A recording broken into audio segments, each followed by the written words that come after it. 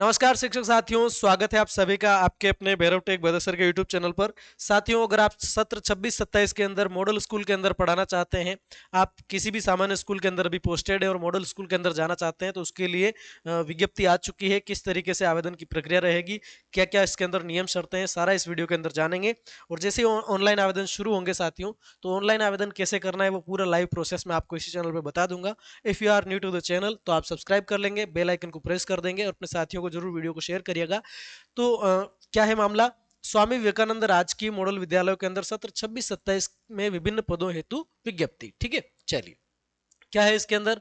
तो ये राज्य में संचालित स्वामी विवेकानंद जो मॉडल स्कूल है, एसवीजीएमएस है, में निम्नांकित पदों पर नियुक्ति हेतु विभाग के पदाधिकारी यानी कि पदधारी शिक्षकों कार्मिकों से आवेदन पत्र आमंत्रित किए जाते हैं। कौन कौन सी पोस्टें हैं, सबसे पहली बात देख लेते हैं। प्राचार्य की पोस्ट है, प्राध्यापक, वरिष्ठ अध्यापक हिंदी, अंग्रेजी, गणित, विज्ञान, सामाजिक विज्ञान, तृतीय भाषा संस्कृत, उर्दू और पंजाबी। ठीक है।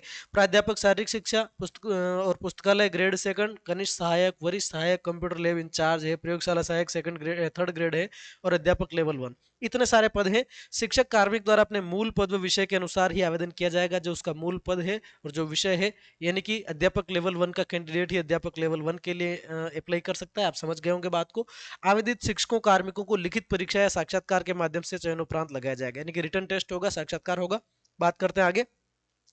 स्वामी विवेकानंद राजकीय मॉडल विद्यालयों में प्राध्यापक जीव विज्ञान, रसायन विज्ञान, अर्थशास्त्र, साइंस स्ट्रीम, अंग्रेजी, गणित, भौतिक विज्ञान तथा इंफॉर्मेटिक्स प्रैक्टिस के लिए के विषय स्वीकृत हैं। और लेक्चरर इंफॉर्मेटिक्स प्रैक्टिस के पद हेतु जो पद है आपका लेक्चरर इंफॉर्मेटिक्स प्रैक्टिस, इस पद के लिए किसी भी विषय के व्याख्याता आवेदन कर सकते हैं। उन व्याख्याता के पास में कंप्यूटर की योग्यता होनी चाहिए। क्या होनी चाहिए? पीजीडीसीए, बीसीए, एमसीए अथवा 2 वर्षीय कंप्यूटर साइंस में डिप्लोमा या समकक्ष द्वारा आवेदन किया जा सकता है। कोई भी व्याख्याता जिसके पास कंप्यूटर योग्यता है, वो जो है लेक्चरर इंफॉर्मेटिक्स प्रैक्टिस के पद के लिए आवेदन कर सकता है। स्वामी विवेकानंद राजकीय मॉडल विद्यालय में कंप्यूटर लैब इंचार्ज के पद हेतु विभाग में कार्यरत बेसिक कंप्यूटर अनुदेशक द्वारा आवेदन किया जा सकेगा। जो कंप्यूटर अनुदेशक है वो आवेदन कर सकते हैं। किस पोस्ट के लिए? कंप्यूटर लैब इंचार्ज की पोस्ट के लिए। शर्तें देख लीजिए इसके अंदर।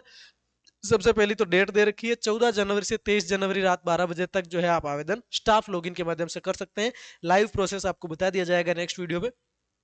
उपरोक्त संबंधित पद व विषय के आवेदकों को द्वारा ऑनलाइन आवेदन में अन्य विवरण भरे जाने के साथ साथ पद स्थापन हेतु केवल एक जिले का विकल्प भरना है। आपको 2-4 जिले सेलेक्ट करने का ऑप्शन नहीं मिलेगा, सिंगल डिस्ट्रिक्ट आपको सेलेक्ट करना पड़ेगा।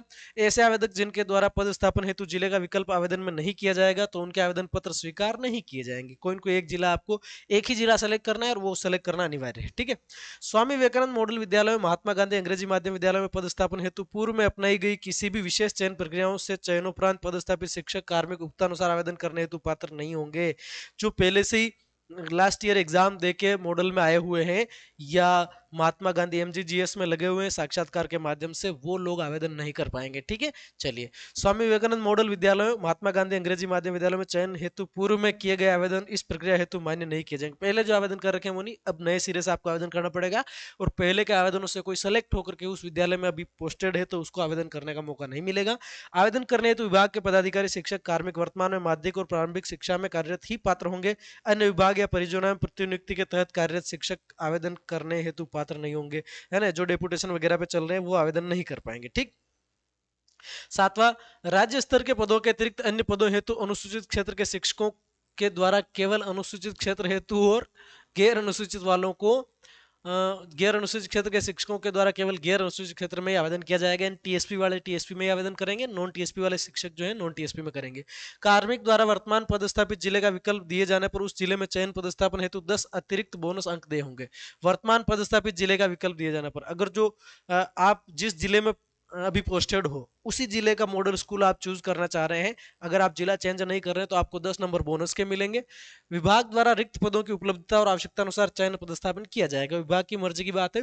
चयनित कार्मिक का पदस्थापन उसके मूल पद व विषय के अनुसार मॉडल विद्यालय के उसी रिक्त पद पर किया जाएगा। जिस पोस्ट पर आप हैं वही पोस्ट आपको दी जाएगी, है ना। उसी पोस्ट के लिए आप आवेदन कर सकते हैं और उसी पर आपको पदस्थापन होगा। मॉडल विद्यालय में पदस्थापन हेतु अंतिम रूप से चयन उक्त नियम 2023 के प्रावधानों में उल्लिखित जो सक्षम चयन समिति के द्वारा विभागाध्यक्ष के अनुमोदन के उपरांत किया जाएगा। आवेदनकर्ता से संबंधित सूचना शाला दर्पण के फॉर्म 10 से ली जाएगी। अतः आवेदनकर्ता आवेदन करने से पहले आपने अगर फॉर्म 10 अपडेट नहीं कर रखा है तो उसको अच्छे से आप अपडेट कर लीजिएगा। ठीक है, पहले अपडेट कर लेना, उसके बाद आवेदन करना है। जिन कार्मिकों के विरुद्ध विभागीय जांच विचाराधीन है अथवा राजस्थान असैनिक सेवाएं वर्गीकरण नियंत्रण अपील नियम 1958 के तहत किसी भी प्रकार से दंडित किया गया हो, वह चयन प्रक्रिया पदस्थापन हेतु पात्र नहीं होंगे। यानी कि जिनके विरुद्ध कोई कार्रवाई चल रही है तो वो नहीं कर पाएंगे। आवेदन पत्र में कार्मिक द्वारा दी गई किसी भी प्रकार की सूचना गलत पाए जाने पर कार्मिक का आवेदन पदस्थापन निरस्त कर उसके विरुद्ध अनुशासनात्मक कार्रवाई प्रस्तावित की जाएगी। रॉन्ग इन्फॉर्मेशन अवेलेबल नहीं करवानी है। और खास चयनित कार्मिकों का विद्यालय में पदस्थापन ऑनलाइन काउंसलिंग प्रक्रिया से किया जाएगा। आपकी ऑनलाइन काउंसलिंग होगी। आपको पता होगा बहुत सारों को पहले कर रखा है और नहीं करा तो फर्स्ट बार वाले तो आप ध्यान से पढ़ लीजिएगा। विद्यालय और पदवार रिक्त पदों की सूची काउंसलिंग के पूर्व प्रकाशित की जाएगी, है ना। वैकेंट कहाँ कहाँ पर है ये काउंसलिंग से पहले जो है सूची प्रकाशित की जाएगी। लिखित परीक्षा साक्षात्कार की संभावित तिथि तथा चयन प्रक्रिया के संबंध में पृथक से अवगत कराया जाएगा। ठीक है, आपको इन्फॉर्मेशन दे दी जाएगी। परीक्षा केंद्र तक आने हेतु आवेदनकर्ता कार्मिक को किसी प्रकार का यात्रा भत्ता, दैनिक भत्ता यानी कोई भी भत्ता देय नहीं होगा। ठीक है, चलिए अन्य शर्तें क्या है। आवेदित पदों पर चयन के पश्चात कार्मिक को 1 वर्ष की कालावधि के लिए पदस्थापित किया जा सकेगा, जो प्रदत्त सेवाओं के प्रदर्शन के पुनर्विलोकन पश्चात निदेशक द्वारा विनिर्दिष्ट प्रक्रिया द्वारा बढ़ाई जाने योग्य होगी। ठीक है, फर्स्ट में आपको 1 साल के लिए नियुक्त किया जाएगा। नियुक्ति प्राधिकारी का किसी भी कार्मिक को पूर्वोत्तर नियुक्ति प्राधिकारी कार्यकाल के लिए ऐसी सेवा अधिकारी पूर्ण होने से पूर्व बिना कोई कारण दिए निर्मुक्त करने का अधिकार होगा। पहले भी रिलीव कर सकते हैं 1 साल से पहले आपको। ठीक है, बाकी की शर्तें तो आप पढ़ लीजिएगा। ठीक है, बाकी की शर्तें आप इसके अंदर पढ़ लीजिएगा, है ना। जो विशेष विशेष बातें थी वो मैंने आपको बताने की कोशिश की, थोड़ा सा और देख लेते हैं इसको। ऐसे पदों पर कार्यरत कार्मिकों के मामले में जिसकी वरिष्ठता वहां अन्य रेंज जिले के अधिकार क्षेत्र के मॉडल विद्यालयों में चयन के पश्चात भी रेंज या जिला स्तर पर ही बनी हुई है, संबंधित अभ्यर्थी की वरिष्ठता उसके मूल रेंज या जिले में संरक्षित की जाएगी। वे अग्रिम पदोन्नति के लिए मूल रेंज जिले में धारण अधिकार का हकदार करेंगे, यानी कि आपकी सीनियोरिटी को कोई खतरा नहीं है। ठीक है, तो ये जानकारी आप पढ़ लीजिएगा। राजस्थान से इसमें क्या है, ऐसे पदों के मामले में जहां वरिष्ठता रेंज पढ़ लेना यार आप, है ना। राजस्थान स्वैच्छिक ग्रामीण सेवा नियम 2010 के पदधारी नगरीय निगम क्षेत्रों के पदस्थापन के लिए पात्र नहीं होंगे। काउंसलिंग के समय आवेदनकर्ता कार्मिक को निम्नानुसार लिखित सहमति देनी होगी। काउंसलिंग के टाइम में आपको ये सहमति पत्र जो है आपके सामने लिखा हुआ है ये भर के देना होगा। अब इसमें खास बात क्या है, ये चीजें तो आप पढ़ सकते हैं। अगर आपको ये पीडीएफ चाहिए तो पीडीएफ तो ग्रुप्स के अंदर आ गई होगी, और फिर भी अगर चाहिए तो टेलीग्राम चैनल ज्वाइन कर लेना, भैरव टेक बदेसर के माध्यम से के नाम से चल रहा है चैनल। और ऑनलाइन आवेदन कैसे करना है अगर आप जानते हैं तो ठीक है, अगर नहीं जानते हैं तो चैनल सब्सक्राइब कर लीजिए, ताकि मैं जो है ऑनलाइन पूरी प्रोसेस आपको बताऊंगा कि किस तरीके से आपको ऑनलाइन आवेदन करना है। ठीक है, और उससे पहले फॉर्म टेक आप जरूर अपडेट कर लीजिएगा। फॉर्म 10 आपका कार्मिक का जो फॉर्म नंबर 10 है उसको अपडेट कर लीजिएगा, उसके बाद ही फॉर्म भरिएगा। आप सभी के लिए मेरी शुभकामनाएं, है ना। आप अपने जिले में चले जाए और बहुत अच्छे से आप मॉडल स्कूल के बच्चों को पढ़ाएं, ऐसी मेरी कामना रहेगी। मिलते हैं साथियों नेक्स्ट वीडियो में, तब तक के लिए धन्यवाद। Thank you so much.